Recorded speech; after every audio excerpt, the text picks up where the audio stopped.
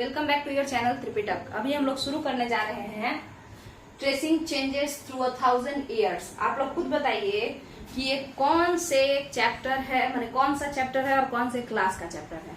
तो ये हिस्ट्री का चैप्टर है, class 7 history chapter number 1। Clear है। क्लास 6 का हिस्ट्री कंप्लीट हो चुका है। क्लास 6 के ज्योग्राफी का एक चैप्टर भी हम पढ़ा चुके हैं और भी आगे हम धीरे धीरे करके सब खत्म कराएंगे, चाहे वो साइंस हो, चाहे वो एसएसटी हो और चाहे वो मैथ्स ही क्यों ना हो। ठीक है। तो सीटेट के लिए तो ये बहुत ही बढ़िया चैनल है, सीटीईटी वालों के लिए, चाहे आप साइंस लीजिए या मैथ्स से कीजिए या फिर आप ये एसएसटी से कीजिए। ठीक है।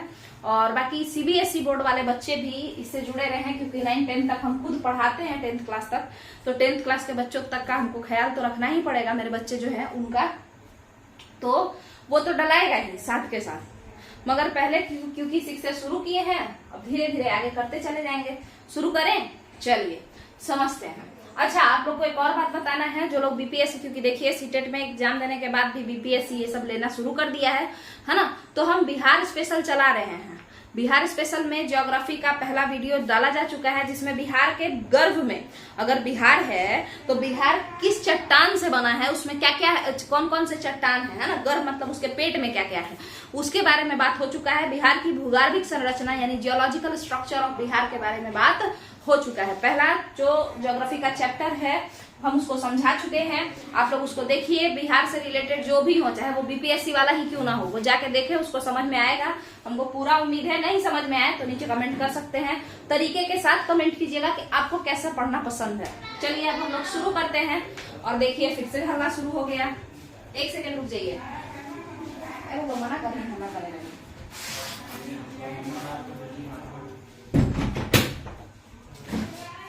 हर वक्त सब चिल्लाते रहता है यहाँ पे, कोई बात नहीं। देखिए यहाँ पे न्यू एंड ओल्ड टर्मिनोलॉजी। गांव में रहने का ये सबसे बड़ा दुख हमको होता है कि लोग जो है बहुत तेज आवाज में बोलते हैं। न्यू एंड ओल्ड टर्मिनोलॉजी में क्या है, तो नई और पुरानी शब्दावलियां। ठीक है, नई और पुरानी शब्दावलियां। ठीक है, इसको समझते हैं। आपको लगता है, अच्छा ये जो चैप्टर है ना, तो इसमें एक अलिदृशी नाम के थिंकर, कार्टोग्राफर, मानचित्र बनाने वाले को कार्टोग्राफर कहते हैं। ठीक है, मानचित्रकार को। तो अलिदृशी नाम का एक कार्टोग्राफर था। ठीक है। और वो अलिदृशी कितने दशक में था, क्या था, तो 13th सेंचुरी का वो इंसान था। ठीक है। और वो मैप बनाया था, है ना। और वो मैप जो बनाया था तो उसमें इंडिया कुछ इस शेप का था। यहाँ पे था आपका कौन, श्रीलंका। और ये साउथ इंडिया जो था वो नॉर्थ के साइड में था। ठीक है। और नॉर्थ इंडिया का तो उसमें कुछ लेना देना ही नहीं था उसके मैप में। क्लियर है। ये अलिदृशी जो था,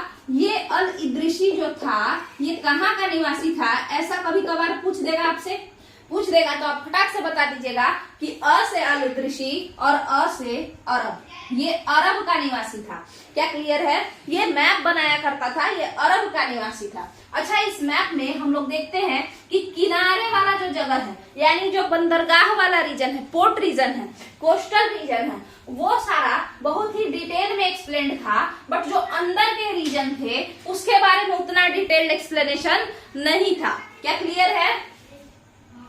इससे पता चलता है कि अलिदृशी किसके लिए मैप बनाया था, तो जो ट्रेडर्स थे उनके लिए अलिदृशी मैप बनाया था। जो मर्चेंट ट्रेवलर्स होते थे, माने व्यापारी जो दूर देश तक जा के व्यापार करते हैं, उनके लिए ये जो है आपका क्या बनाया गया था, बताइए, ये मैप बनाया गया था। क्लियर है।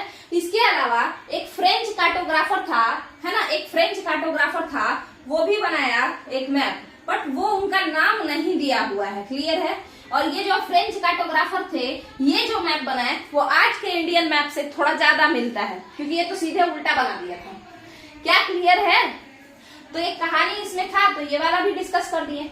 अब जो अगला टॉपिक है वो यही है, नई और पुरानी शब्दावलियां। क्लियर है, सुनिए ध्यान से। नई और पुरानी शब्दावलियां, न्यू एंड ओल्ड टर्मिनोलॉजीज।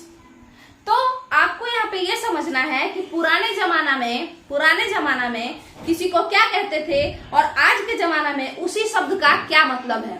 जैसे सुनिए ध्यान से, आज के जमाना है ना, जैसे सुनिएगा, जैसे अगर हम देखें तो रीजनल देखें, माने बिहार में किसी चीज का मतलब कुछ और होता है ना, और आपका यूपी में उसी चीज का मतलब कुछ और होता है ना, गुजरात में उसी चीज का मतलब कुछ और होता है ना।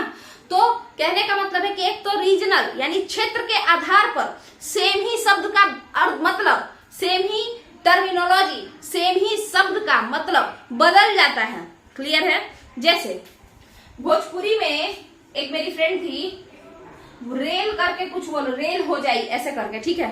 रेल, रेल मतलब क्या, उन लोगों का मतलब होता है रेल हो जाना मतलब बहुत सारा हो जाएगा, ठीक है ना। और नॉर्मली रेल का मतलब क्या होता है, रेलगाड़ी। क्लियर है? तो देखिए रीजनल डिफरेंसेस के वजह से, क्योंकि वो भोजपुर क्षेत्र की थी, है ना, और हम लोग इधर पटना साइड के हैं, तो कहने का मतलब क्या है कि रीजनल डिफरेंसेस के वजह से रेल का मतलब अलग अलग हो गया, है ना। तो ये चीज है। उसी तरीके से पुराने जमाने में जो शब्द यूज किए जाते थे और आज के जमाने में जो शब्द यूज किए जाते हैं उनमें भी कई सारे चेंजेस, उनके मतलब में मतलब उनका जो भाव होता है, जो उनका मीनिंग होता है, उसमें चेंजेस है। अब वो चेंजेस हम लोग देखें, एग्जाम्पल से देखते हैं। देखिए सबसे पहला एग्जाम्पल यहाँ पे हम दिए हैं आपके बुक से ही उठा करके, विदेशी। आपके बुक से उठा के दिए हैं विदेशी, हम सबके बुक से आप कहिए तो विदेशी जो टर्म है, आज के डेट में हम विदेशी किसे कहते हैं, जो इस देश का नहीं है। इस देश मतलब भारत का नहीं है, बट उस जमाने में विदेशी किसको कहते थे, जो आपके गांव का नहीं है, वो सारे के सारे विदेशी हैं। ठीक है, जैसे पुराना जमाना में विदेशी या परदेशी या अजनबी, यही सब टर्म यूज किया जाता था। आप पुराना जमाना का जितना भी गाना देखिएगा तो उसमें जो लड़की लोग गाती थी, जैसे परदेसिया ये सच है पिया, अजनबी मुझको इतना बता, ऐसे कर करके, है ना। कहने का मतलब क्या है ना, और कहने का मतलब क्या है कि जो आपके गांव का नहीं है, अब अपने ही गांव में तो लोग शादी करते नहीं है, ठीक है, तो जो आपके गांव का नहीं है तो उसी को हम लोग परदेसी कहते हैं या विदेशी कहते हैं पुराने जमाने में। बट आज के डेट में जो इस देश का नहीं है हम उसे विदेशी कहते हैं। क्लियर है? जो इस देश का नहीं है हम उसे विदेशी कहते हैं। और पुराने जमाने में जो हमारे गांव का नहीं होता था, जो जिससे हमारा कल्चर मैच नहीं करे, कल्चर भी मैच करे, मान के चलिए एक पंडित और एक मुस्लिम दोनों एक ही गांव में रहता है, तो दोनों का कल्चर मैच नहीं करेगा, दोनों की संस्कृति अलग अलग है। क्यों? क्योंकि उनका धर्म अलग अलग है। बट इसके बावजूद भी जो वो दो मुस्लिम और हिंदू हैं वो लोग एक ही देश के कहलाएंगे, क्योंकि वो एक गांव में रहते हैं। और मान के चलिए कि एक यहाँ का पंडित और एक कानपुर का पंडित, दोनों पंडित जो है वो क्या कहलाएगा, दोनों का कल्चर सेम होने के बावजूद भी विदेशी कहलाएगा पुराने जमाने में। आखिर ये पुराना जमाना कौन सा जमाना है? तो हम जानते हैं कि क्लास 7th में हम 700 to 1750 की बात करते हैं। कितने देर की बात करते हैं? 700 to 1750 की बात करते हैं। क्या क्लियर है आपका यहाँ तक का? क्या यहाँ तक का क्लियर है? अब बात करते हैं एक और टर्म जिसका नाम है हिंदुस्तान। जिसका क्या नाम है?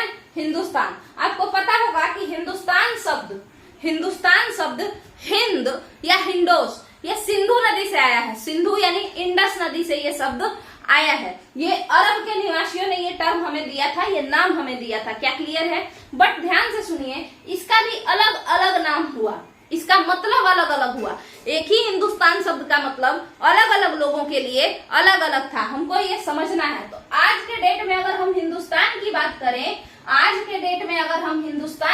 करें, तो वो हिंदुस्तान क्या है? वो हिंदुस्तान एक स्टेट नेशन है या नेशन स्टेट है। अच्छा, ये स्टेट नेशन और नेशन स्टेट क्या होता है, ये जब हम लोग बड़े होते हैं तो हम लोग को पढ़ना होता है। तो वैसे तो सीटेट के जो स्टूडेंट है वो बड़े तो हैं, मगर चूंकि 6 to 8 ही इन लोगों का सिलेबस है, तो नेशन स्टेट या स्टेट नेशन के बारे में जानना कोई जरूरी नहीं है। बट फिर भी हम लोग एक बार समझ लेते हैं। देखिए, अगर नेशन मतलब क्या होता है, तो सेम कल्चर के लोगों को ही नेशन कहा जाता है। सेम कल्चर के ग्रुप को नेशन कहते हैं। जैसे सभी हिंदू ग्रुप सेम कल्चर के हुए तो हम उसे नेशन कह सकते हैं। सभी मुसलमान ग्रुप हम एक कल्चर के हुए तो हम उसे नेशन कह सकते हैं। बट बाबू कभी भी और ऐसा जो कि किसी एक ग्रुप का बना हुआ राज्य है, किसी एक ग्रुप का बना हुआ देश है, तो हम उस देश को नेशन स्टेट कहते हैं।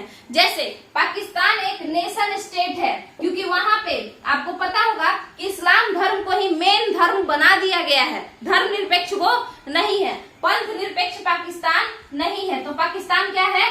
नेशन स्टेट है। क्लियर है?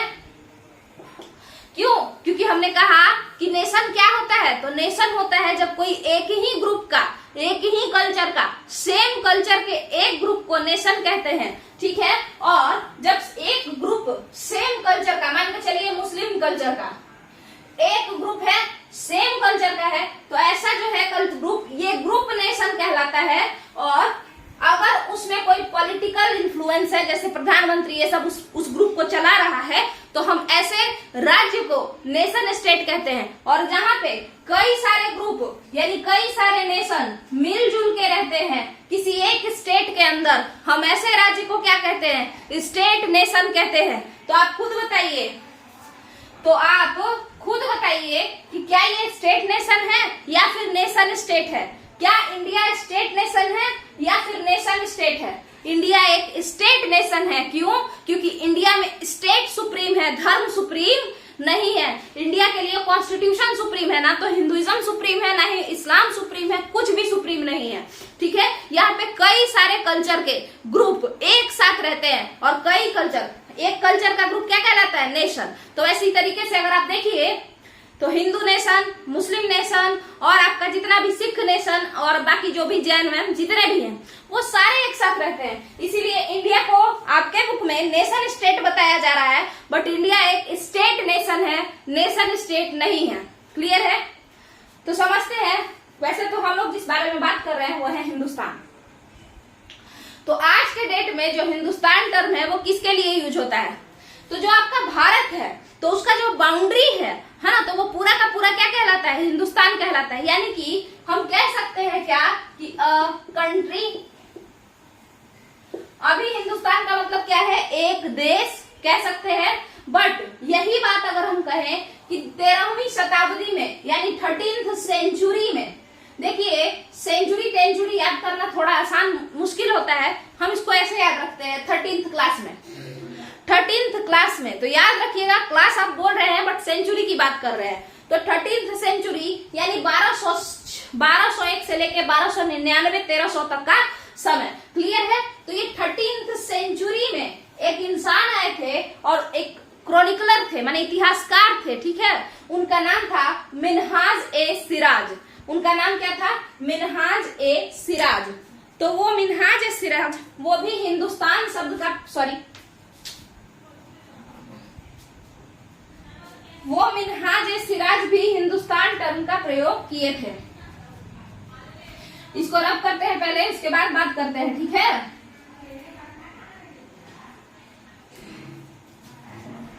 चलते हैं, इसको सबसे पहले एक काम करते हैं, रब करते हैं, उसके बाद फिर आगे बात को समझते हैं। तो मिन्हाज ए सिराज जो थे वो भी हिंदुस्तान एक किताब में बात बात पे लिखते थे, ठीक है। देखिए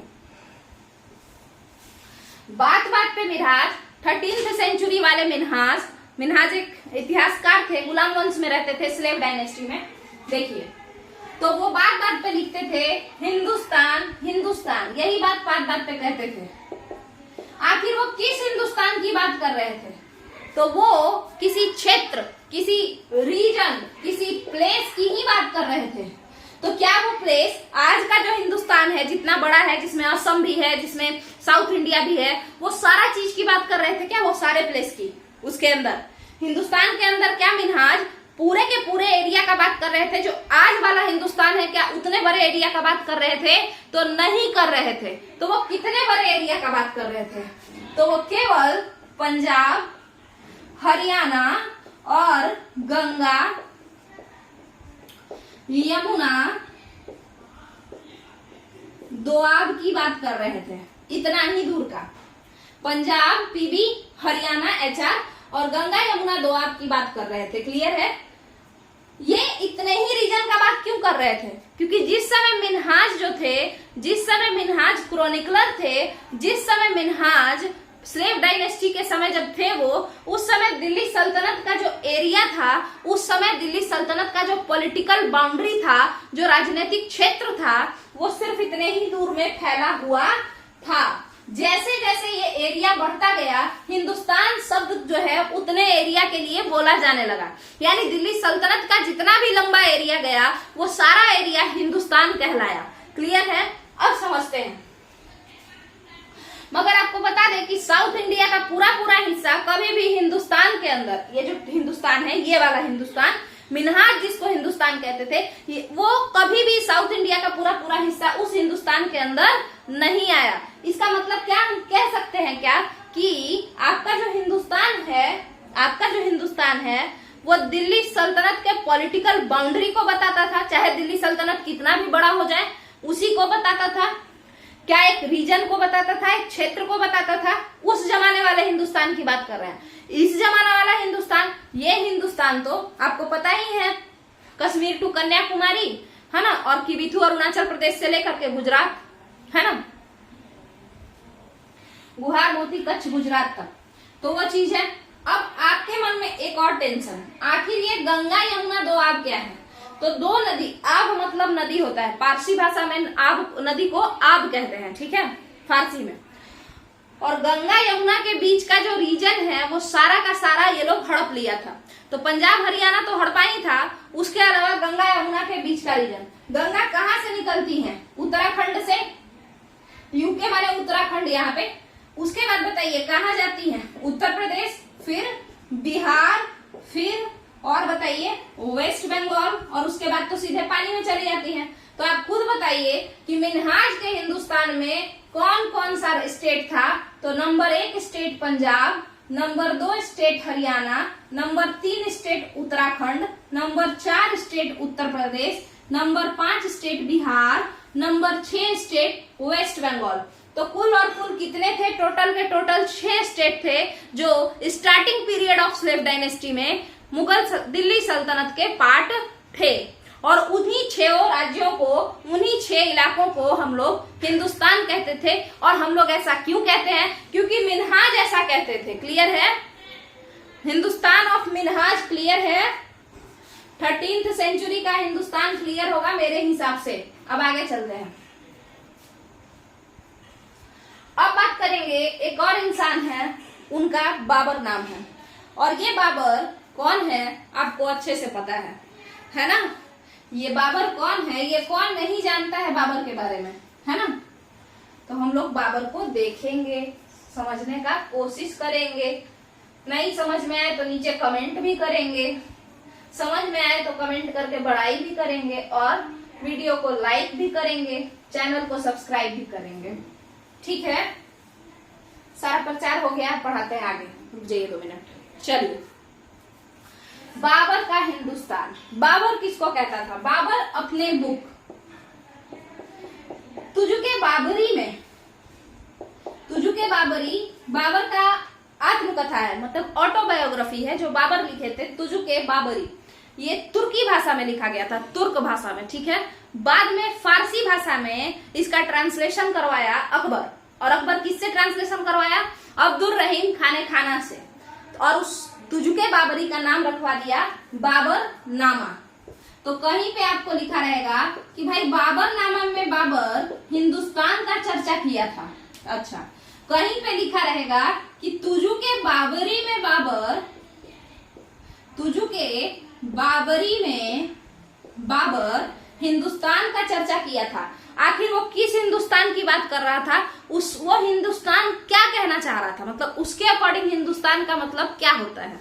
ठीक है, चलिए, उसके अकॉर्डिंग हिंदुस्तान का मतलब क्या होता है। एग्जाम्पल समझिए इस बात को। जैसे हम बोले थे कि अगर कोई भोजपुरी वाला इंसान बोलता है रेल हो जाएगी, है ना, मतलब बहुत सारा हो जाएगा, ठीक है। और वही बाकी लोग बोलते हैं रेल यानी रेलगाड़ी। आखिर तो उससे पता चलेगा ना कोई किसी चीज को किस कंटेक्स्ट में बोल रहा है, क्या कहना चाह रहा है। जब हम उसके लैंग्वेज को समझने का कोशिश करेंगे तब ना। चलिए, तो यहाँ पे बाबरनामा और तुजुके बाबरी दोनों एक ही बुक है, मगर ये जो लिखा है ये बाबर ने लिखा है। और ये ऑटोबायोग्राफी यानी आत्मकथा है। किसकी? बाबर की। किसकी आत्मकथा है बाबू? बाबर की आत्मकथा है ये, ठीक है। ये कौन से भाषा में लिखी गई है? तुर्क लैंग्वेज में लिखी गई है। क्लियर है? मगर अगर हम आपसे बात करें बाबरनामा क्या है? ट्रांसलेशन है। किसका? अनुवाद है। किसका? तुजुके बाबरी का। किस भाषा में ट्रांसलेट किया गया है? पर्शियन में, फारसी भाषा में। कौन ट्रांसलेट किया? अब्दुल रहीम खाने खाना, अब्दुल रहीम खाने खाना। क्लियर है? कौन ट्रांसलेट करवाया इनसे? अकबर। क्या ये क्लियर है? कौन ट्रांसलेट करवाया? अकबर। किया कौन? अब्दुल रहीम खाने खाना। और पर्शियन भाषा में किया, ट्रांसलेशन है ये बुक बाबरनामा, किसका? तुजुके बाबरी का। क्या क्लियर है? इन्हीं में हिंदुस्तान शब्द का चर्चा है। तो बाबर जो किस समय आया था? 1526 में, यानी 16th सेंचुरी में। क्लियर है? तो 16th सेंचुरी, देखिए हम लोग कहते हैं हम लोग 21st सेंचुरी के मॉडर्न इंसान हैं, है ना? तो 21st हम लोग 2100 कुछ ईस्वी में जी रहे, नहीं जी तो रहे 2023 में, तो 2000 रहेगा तो 21st कहलाएगा, एक साल आगे सेंचुरी कहलाता है। तो अगर कहेगा कोई 16th सेंचुरी यानी 1500 कुछ होगा। क्लियर है? तो 1526 में बाबर आया था और उसी समय वो हिंदुस्तान लिखता था। तो उसके हिंदुस्तान का मतलब है जहां वो रह रहा है वहां के ज्योग्राफी। अब ज्योग्राफी में क्या क्या आएगा बताइए? ज्योग्राफी में आएगा गाय, भैंस, बकरी, यानी जानवर, फौना। और उसके अलावा फ्लोरा माने फूल पत्ती, ठीक है, वनस्पति, वेजिटेशन, ये सब की बात बाबर करता है। इसके अलावा अगर हम बात करें तो बाबर यहाँ की संस्कृति के बारे में भी बात करता है, यहाँ के कल्चर के बारे में भी बात करता है, और फ्लोरा फौना तो ज्योग्राफी का ही पार्ट है। तो बाबर जिस हिंदुस्तान की बात कर रहा था उसमें वो पशु पक्षियों की बात कर रहा था और वहां के भूगोल की बात कर रहा था, वहां की संस्कृति की बात कर रहा था। ये किसी पॉलिटिकल बाउंड्री की बात या किसी देश की बात नहीं कर रहा था। क्या क्लियर है? अमीर खुसरो, ये 14th क्लास यानी 14th सेंचुरी यानी 1300 समथिंग में आए। ये 14th सेंचुरी के जो है क्रॉनिकलर थे, बहुत महान पोएट ये है अमीर खुसरो, है ना? ये एक शब्द यूज करते थे हिंद, ठीक है? ये एक शब्द यूज करते थे हिंद, ठीक है? हिंद का मतलब भी यही होता है जो बाबर का हिंदुस्तान का मतलब होता है। बाबर जो हिंदुस्तान शब्द बोला था, अमीर उसी को हिंद बोलते थे। यानी अमीर के हिंद का मतलब था कल्चर ऑफ दिल्ली सल्तनत, अमीर के हिंद का मतलब था ज्योग्राफी ऑफ दिल्ली सल्तनत, अमीर के हिंद का मतलब था flora and fauna of Delhi सल्तनत। क्या क्लियर है क्या यहाँ तक? हाँ, मेरे हिसाब से ये वाला पूरा पार्ट क्लियर है। New and old terminologies clear है। अब चलते हैं आगे, सोर्सेज की बात करेंगे और फिर हम लोग स्क्रिप्ट की बात करेंगे। सोर्सेज की बात अगर हम करें तो आप खुद बताइए कि कौन कौन से सोर्स आप देख सकते हैं। खुद से बताना है, खुद से सोच करके ये बताना है कि आखिर आप कौन कौन से सोर्स देख सकते हैं। आखिर ये सोर्स होता क्या है? सबसे पहले तो ये बात करेंगे।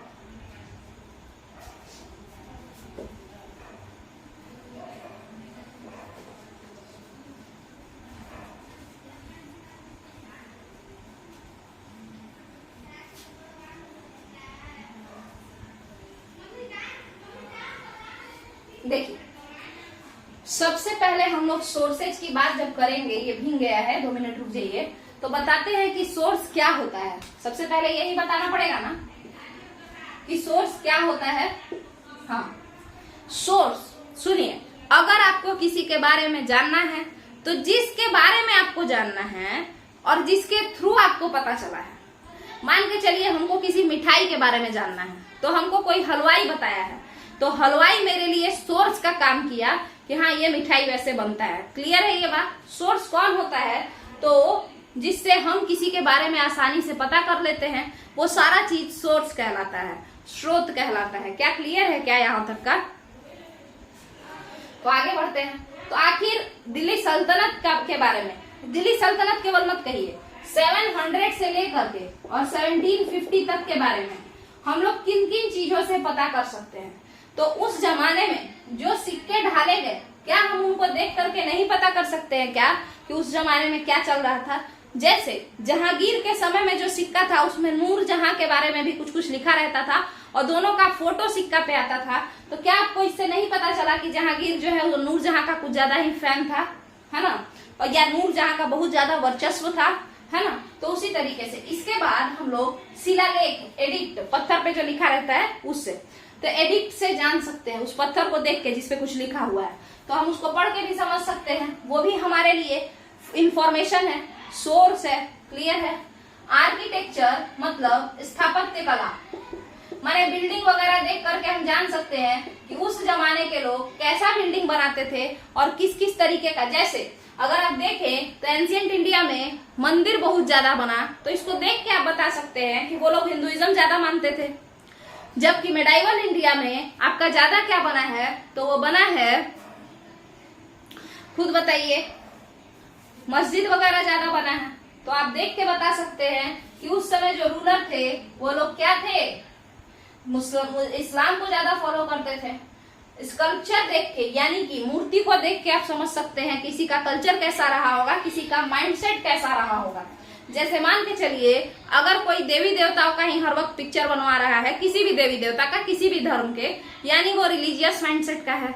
अगर कोई लड़का लड़की का ही केवल पिक्चर बना रहा है, यानी वो थोड़ा सा मतलब कैसा आप कह सकते हैं, मान के चलिए कोई रोमांटिक पिक्चर बना रहा है तो वो रोमांटिक माइंडसेट का है। तो आप पिक्चर देख करके, किसी का स्टोरी पढ़ के आप उसके माइंडसेट का पता लगा सकते हैं, या उस समय क्या चल रहा था आप उसका पता लगा सकते हैं। क्लियर है। अगला है लिटरेचर। अगर हम लिटरेचर की बात करें, यहाँ पे तो आर्किटेक्चर हो गया, इसके बाद स्कल्पचर हो गया, मूर्ति देख के भी, स्कल्पचर माने मूर्ति कला, मूर्ति देख के भी आप पता कर सकते हैं। लिटरेचर की अगर हम बात करें तो जो कागज पे लिखा हुआ जितना भी कॉपी किताब है, किताब साहित्य, उसको देख के भी हम पता कर सकते हैं, है ना। और यही सब चीज है। बट ये चारों पांचों जो चीज है ये सब तो था ही, ये तो स्रोत थे ही, मगर आप खुद बताइए। अच्छा, कुछ लोग कहेंगे कि उसका दोस्त भी तो स्रोत होगा, मगर दोस्त जिंदा थोड़े होगा, वो लोग तो गया, ठीक है, उससे भी तो पता कर सकते हैं इंफॉर्मेशन, मगर वो है नहीं तो इसे हम लोग उसी से पूछ लेते। तो ये जो लिटरेचर है ये सारे तो हैं, मगर 700 to 1750 में जो सोर्स, सारे सोर्सेज को पछाड़ के लात से मार दिया और खुद को सुप्रीम सोर्स बना लिया, वो सोर्स था किताब, बुक्स, यानी लिटरेचर। अब लोग ना तो सिक्का पढ़ते थे, ना ही शिलालेख पढ़ते थे, ना ही कोई स्थापत्य कला पढ़ते थे, वो सारा चीज के बारे में सीधे किताबें से पढ़ लेते थे। ये जो किताब है आखिर इतना आसानी से कैसे अवेलेबल हो गया, क्योंकि उस समय तक कागज का खोज हो चुका था। कागज का जो खोज है वो किए थे काइलून भाई साहब। काइलून भाई साहब जो थे चाइना के थे, और यही कागज को बनाए थे, पीट पाट के उसको।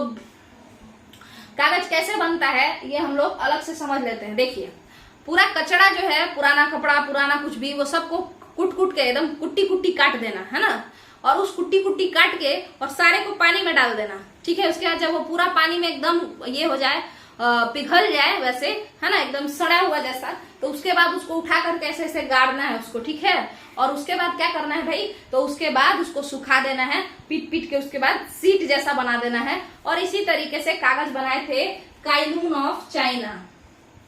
तो इस जमाने में कागज ये बना चुके थे, और धीरे धीरे ये कागज का बनाने का तरीका पूरे देश, पूरे विश्व में फैल चुका था। इसीलिए जब कागज आसानी से मिलने लगा तो लोग कुछ ज्यादा ही लिखना प्रेफर करने लगे, और इसीलिए बुक्स जो है वो सारा कहानी लिख देते थे। मान के चलिए आप कोई सिक्का पढ़ने जाइएगा तो किताबें में लिख देगा कि, मतलब किताब में ही लिख देगा कि सिक्का जो है ऐसा ऐसा, वहां पे एक सिक्का है।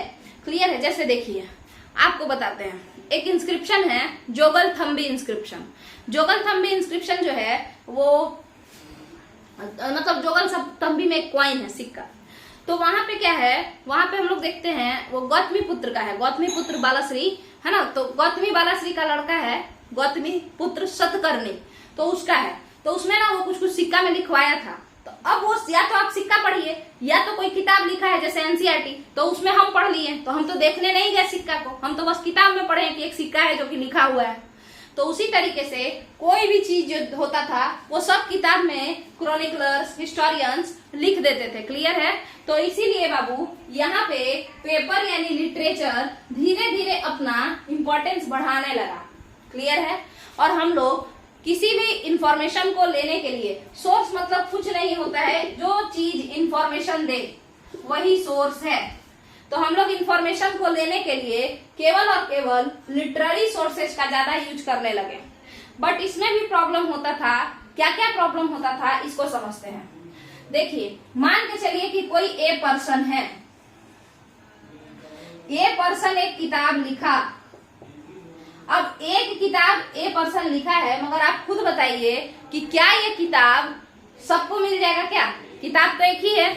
तो अब या तो आप इसको प्रिंट करवाइए और ढेर सारा किताब छाप दीजिए, है ना? तो ये पॉसिबल नहीं था क्योंकि उस समय प्रिंटिंग प्रेस नहीं था। तो कैसे फिर दोबारा से छपेगा? यानी आपको हाथ से लिख लिख के छापना पड़ेगा, है ना? कई सारा कॉपी बनाना पड़ेगा हाथ से, है ना? और जब आप हाथ से इन किताबों को लिखेंगे, दोबारा कॉपी करेंगे, ऐसे लोग, देखिए ये जो हुआ हाथ से लिखा हुआ किताब हुआ, हम इसे मेन्यू स्क्रिप्ट कह सकते हैं। मेन्यू, लैटिन भाषा में मेन्यू का मतलब हाथ होता है। तो मेन्यू से लिखा गया, स्क्रिप्ट माने लिखावट, तो मेन्यू से लिखा गया, हाथ से लिखा गया किताब मेन्यू स्क्रिप्ट। तो ये तो ओरिजिनल हुआ, ओरिजिनल बुक, मगर ये एक ही है, और भी कई लोगों को चाहिए। तो उसके बाद आपको नकल करना पड़ेगा, और नकल करना पड़ेगा दूसरे पेजेस पर। इसीलिए उसके लिए आपको चाहिए नकल नविश चाहिए। क्या चाहिए? नकल नविश चाहिए। उसके लिए क्या चाहिए? हाथ से कॉपी करने के लिए नकल नविश, नकलची। ठीक है? और नकलची जो लोग हैं, जैसे आपका फ्रेंड नोट्स बनाया और आप उसको ले जाकर चुपचाप से कॉपी कर लिए, तो नकल नविश लोग को ही हम लोग स्क्राइब कहते हैं। क्या कहते हैं? स्क्राइब कहते हैं। मगर इसमें प्रॉब्लम क्या आता था? प्रॉब्लम ये आता था कि अगर कोई स्क्राइब है, जैसे आप खुद ही बताइए, कभी हम लोग अगर कॉपी करते हैं फ्रेंड का नोट से या फिर कुछ भी, या पढ़ने के लिए ले जाते हैं, तो कई सारा टर्म हम लोग को पता ही नहीं चलता है कि लिखा हुआ क्या है, तो अपने मन से ही कुछ भी मान लेते हैं। और वो कुछ भी जो होता है वो मेन टर्म से बिल्कुल ही अलग होता है, यानी उसका बात बिल्कुल अलग हो जाता है, कुछ गड़बड़ हो जाता है। ठीक है? तो ये एक प्रॉब्लम आता था कि जो लिटरेरी सोर्सेज होते थे तो वो थोड़े ऑथेंटिक नहीं होते थे, उतने ज्यादा मतलब ऑथेंटिक नहीं होते थे, है ना? मतलब सत्यपूर्ण नहीं होते थे, उसको अगर आप हिंदी में कहिए तो, है ना? थोड़ा बहुत गड़बड़ हो जाता था, सिली मिस्टेक्स हो जाते थे। क्यों हो जाते थे? क्योंकि वो लोग नकल करते थे, और नकल में क्या होता है, समझ में जो नहीं आया तो उसको अंदाजन लिख देते थे, और यही अंदाजन जो था वो धीरे धीरे थोड़ा बहुत बड़ा गलती बन जाता था। ठीक है? क्लियर है? तो ये एक पेपर के यूज में मिस्टेक था, मतलब लिटरेचर में ये प्रॉब्लम था। अब बात करते हैं कि आखिर पेपर किन किन चीजों में यूज होता था। तो जो आपका पेपर है ये यूज होता था सामान को, किसी भी बात को लिखने में। जैसे राजा कुछ ऑर्डर लिख रहा है अपना डेली, जो राजा में राज दरबार जो लग रहा है ना? तो उस राज दरबार में जो भी डेली टू डेली जो भी फंक्शन हो रहा है, जो भी जजमेंट दिया जा रहा है, वो सबको राजा लिखवाता था। उसी तरीके से कोई पैसा वैसा का लेखा जोखा है तो उसको राजा लिखवाता था। ठीक है? सभी लोग अपना अपना पैसा का हिसाब किताब, बड़े बड़े जमींदार पैसा का हिसाब किताब रखते थे, है ना? उसके अलावा कोई धर्म ग्रंथ अगर हो गया तो वो लिखा जाता था। उसके अलावा मठ तथा मंदिर वगैरह जो है, यानी कोई मोनेस्ट्री हो गया, कोई टेम्पल हो गया, तो वहां पे भी अगर कुछ लिखना है तो वहां पे भी कागज का यूज होता था। और सबसे ज्यादा जो कागज जो हम लोग किताब वगैरह जो है वो कहाँ देखने को मिलता था? तो ये अमीर लोगों के पास ही देखने को मिलता था। और अमीर लोग दो ही तो होते थे, एक तो राजा और दूसरा पुरोहित। किसी भी धर्म में या तो जमींदार अमीर और नहीं तो फिर जो पंडित है वो अमीर, है ना? मतलब मंदिर वगैरह से रिलेटेड लोग। तो यही दो लोगों के पास जो है किताबें देखने को मिलती थी। ठीक है? क्या क्लियर है यहाँ तक का? अब हम लोग आगे बढ़ने का कोशिश करेंगे और मिनिएचर का बात करेंगे। किसका बात करेंगे? मिनिएचर का बात करेंगे। क्या क्लियर है? मिनिएचर देखिए कितना अजीब हो गया है, फिर से रब करना पड़ेगा। मिनिएचर की अगर हम बात करें आपसे, है ना? अगर हम मिनिएचर की बात कर ही दें तो एक मिनट रुकिए। देखिए जो मान के चलिए दिखाते हैं, थोड़ा सा सिंपल में समझाते हैं।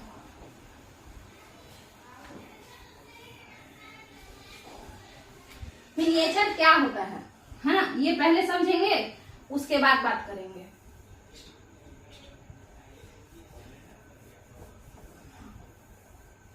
देखिए, मान के चलिए आप लोग, मान के चलिए कि एक छोटा सा, एक कुछ आप लिखे, बहुत बड़ा सा माने एकदम सीधे 2-3 पेज में एकदम लिखना शुरू कर दिए। क्लियर है? 2-3 पेज में आप लिख चुके हैं, कोई बात, ठीक है। आपसे बोला गया इंडियन हिस्ट्री के बारे में बताओ, और आप एकदम मॉडर्न इंडियन फ्रीडम स्ट्रगल लिखना शुरू किए, और फ्रीडम स्ट्रगल पूरा 5-7 पेज में लिख दिए। उसके बाद आप क्या किए, उस 7 पेज को थोड़ा छोटे में समझाने के लिए आप सीधे लिख दिए 3 बात। आपने लिखा सबसे पहले मॉडरेट फेज, और मॉडरेट से नाम ही पता चल रहा है कि ये मॉडरेट है। मॉडरेट माने मध्यम है, ना ज्यादा उग्रवादी टाइप के हैं और ना ज्यादा शांत है। एक्सट्रीमिस्ट फेज और गांधीयन एरा, ये 3 बात आप लिख दिए, और एक छोटा सा पेज पे, है ना, सुंदर राइटिंग में लिखे हैं, ठीक है, एकदम सुंदर राइटिंग में, मोटा अक्षर में लिखे हैं, है ना। कुछ लोग तो सोना के धागा पिरोते थे इसमें, ठीक है। ये जो छोटा सा होता था, आप इसे कह सकते हैं, ये पूरा राइटिंग का एक तरीके से समरी होता था, या आप कह सकते हैं एक्सप्लेनेशन होता था, ताकि लोग आसानी से, अगर नहीं पूरा पढ़ना है तो आसानी से समझ सके।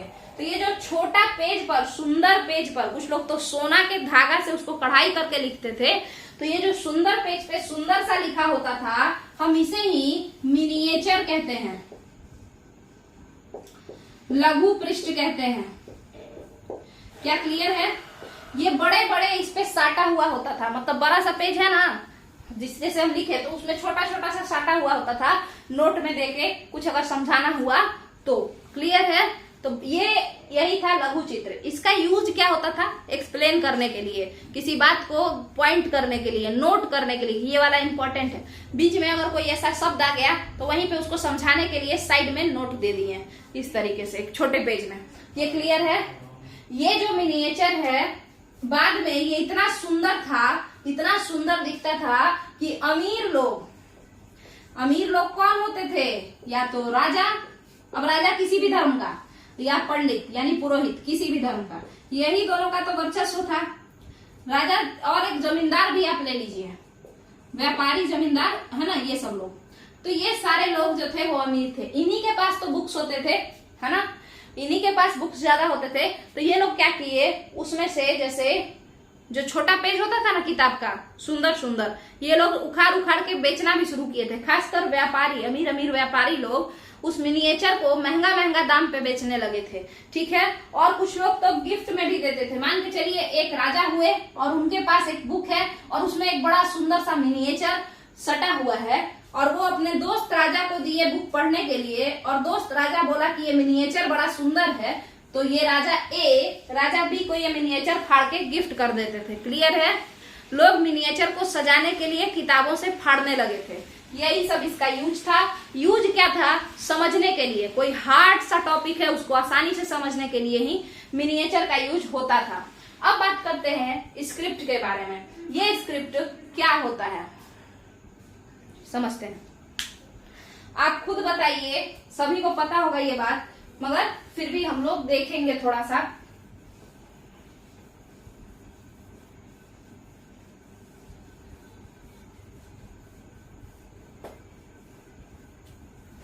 आप खुद बताइए क्या बताना है। तो बताना है स्क्रिप्ट। अभी जो हम बोल रहे हैं उस भाषा का नाम तो बताइए।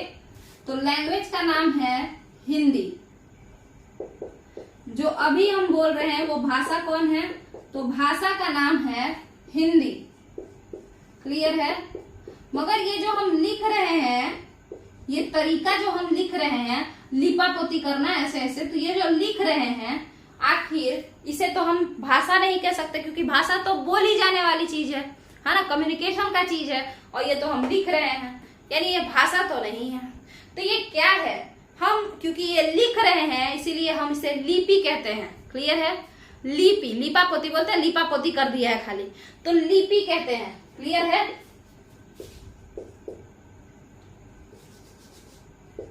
लिपि।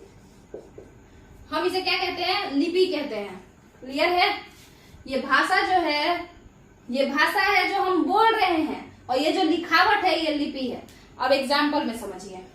मान के चलिए हमने लिखा नेहा, ठीक है, या त्रिपिटक, कुछ भी लिख दिए।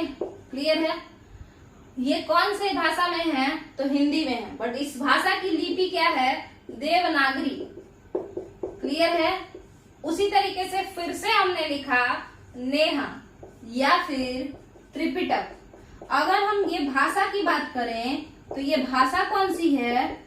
ये है इंग्लिश। लैंग्वेज कौन सा है बाबू? इंग्लिश। मगर ये जो स्क्रिप्ट है, ये जो लिपि है, क्या ये इससे मैच खा रहा है क्या? नहीं। तो हम कहेंगे कि ये Roman language, sorry Roman script है। ये लिपि कौन सी है? रोमन। भाषा कौन सा है? इंग्लिश। क्लियर है? क्या लिपि समझ में आ गया? उसी तरीके से अरबी भाषा, फारसी भाषा, इन सबको इन दो लिपीज में लिखा जाता है, इन दो स्क्रिप्ट्स में लिखा जाता है, लिपीज में नहीं, इन दो लिपियों में लिखा जाता है। अब इन दो लिपियों के बारे में समझेंगे। तो पहला जो लिपि है वो है नस्तलिक लिपि। नस्तलिक लिपि कर्सिव लेटर में तो लिखा रहता था, बट बड़े ही साफ सुथरा ढंग से, है ना, बड़ा मतलब एक तरीके से समझिए तो डिटेल्ड एक्सप्लेनेशन में लिखा रहता था। क्लियर है? यानी कर्सिव तो होता था मगर पूरा वास्ट था, मतलब अच्छे से एक्सप्लेन कर करके लिखा होता था, और तो इसीलिए पढ़ने में आसान हो जाता था। जैसे एनसीईआरटी और एस चांद। एस चांद पढ़ना ज्यादा आसान है। क्यों? क्योंकि एस चांद डिटेल्ड समझाया है, एक ही बात को अच्छे से एग्जाम्पल दे दे के समझाया है। जबकि एनसीईआरटी साफ सुथरा तो है मगर डिटेल्ड नहीं है। तो नस्तलिक भाषा लिखा कैसे जाता होगा? तो इस तरीके से लिखा जाता है, यानी कर्सिव, पेन छोड़ छोड़ के नहीं लिखना है, कर्सिव लिखना है, मगर वो पूरा डिटेल एक्सप्लेनेशन था, इसीलिए नस्तलिक भाषा नहीं, नस्तलिक लिपि, नस्तलिक स्क्रिप्ट पढ़ना आसान था। जबकि शिकस्ते, इसका तो नाम ही शिकस्ते है, शिकस्त माने हारना होता है ना, तो जिसका नाम ही शिकस्त है, तो सोचिए शिकस्ते कैसा लिपि था? एक हार्ड लिपि था, और ये बड़ा ही गड्ढा गड्ढा टाइप का, गाढ़ा लिखा जाता था, डेंस लिखा जाता था, और ये बड़ा कठिन होता था समझने में। छोड़ छोड़ के तो लिखा जाता था, बट बड़ा ही संक्षिप्त तरीके से लिखा जाता था, है ना, मतलब डिटेल वे में नहीं लिखा जाता था। जैसे आप इस तरीके से समझिए, मान के चलिए कि यहाँ पे एक बात लिखते हैं, लोल। क्लियर है? तो लोल मान के चलिए, यहां हम लोग समझ लेते हैं, एक सेकेंड मुझे, यहां समझते हैं शिकस्ते और उसके बीच का अंतर। नस्तलिक और शिकस्ते के बीच का अंतर हम लोग समझेंगे अभी के अभी, और इस चैप्टर को का एक पार्ट जो है, दो टॉपिक, 2 पैरा कंप्लीट हो चुका है, ठीक है, अच्छे से। और इसके बाद फिर आगे अगले पैरा में हम लोग मिलेंगे, तो देखते हैं, ठीक है। चलिए, सबसे पहला अगर हम बात करें आपसे नस्तलिक और शिकस्ते के बारे में, तो देखिए हमने लिखा नस्तलिक, ये कैसा होता था? तो ये ऐसा होता था। हमको लिखना क्या है? लोल, लाफिंग आउट लाउड, ऐसा। क्लियर है? उसी तरीके से मान के चलिए लिखना है रोफल, यानी rolling on the floor. Clear है? अब ये कर्सिव तो है मगर ये पूरा डिटेल लिखा हुआ है, कोई शॉर्टकट नहीं है। ये ऐसा लिपि होता था नस्तलिक। अब हम बात करेंगे शिकस्ते लिपि के बारे में, जिसको आप लोगों को समझना है। शिकस्ते लिपि में इसी बात को लिखना है, तो ये लाफिंग आउट लोड नहीं लिखेगा, लाउड नहीं लिखेगा, ये क्या लिखेगा? एक तो गाढ़ा लिखेगा। कैसा लिखेगा? गाढ़ा लिखेगा एकदम, एल, अलग अलग कर्सिव नहीं लिखेगा, ओ एल, ऐसा लिख देगा। अब बताइए, क्या पता जो इसको नहीं पता होगा तो क्या ही समझेगा।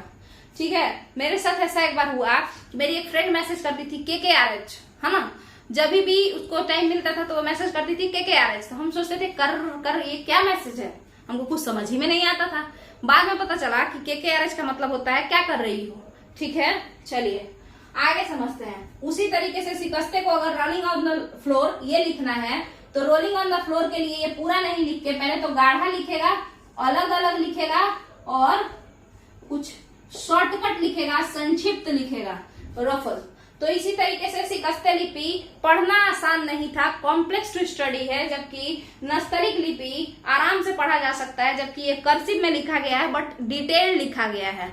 आपका स्क्रिप्ट कंप्लीट होता है और इसी तरीके से आपका 2 से 3 पैरा जो है वो भी कंप्लीट हो जाता है। क्लियर है?